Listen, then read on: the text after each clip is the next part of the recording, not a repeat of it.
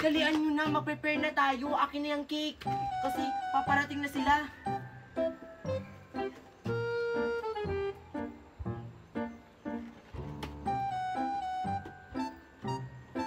Sa wakas, bubuksan na yung cake. O, ayan. Hawakan nyo. Akin na yung party popper.